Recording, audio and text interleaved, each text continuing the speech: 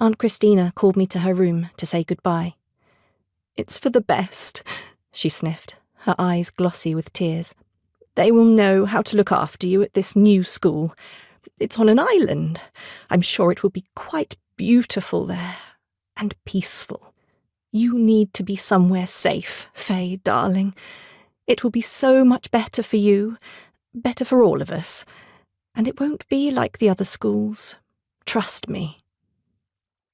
Father was sitting in the armchair by the fire. He gazed into the flames and said nothing. Was he upset? Why wouldn't he look at me? His shoulders were hunched. His eyes were dull with sleep and confusion.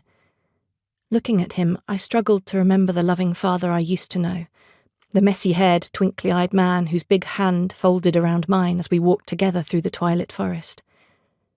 "Father?" I whispered. His shoulders hunched tighter, his hands twisted in his lap.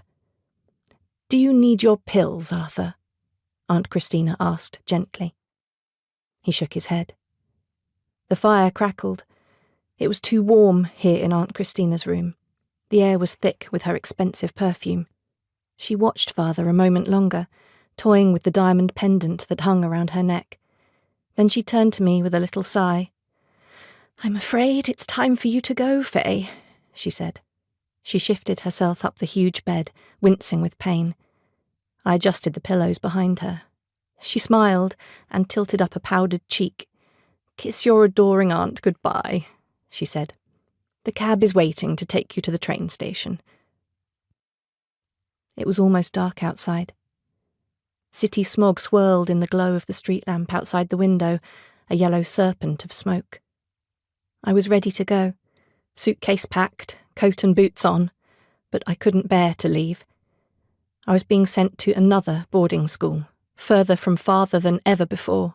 It was too cruel to be torn away, uprooted once more. I felt as if I were trying to fight my way out of yet another clawing nightmare. Why was Aunt Christina in bed? Was she ill? Why was I being sent away like this? I shook my head. "What did I do, Aunt Christina?" I whispered. "What happened that night?"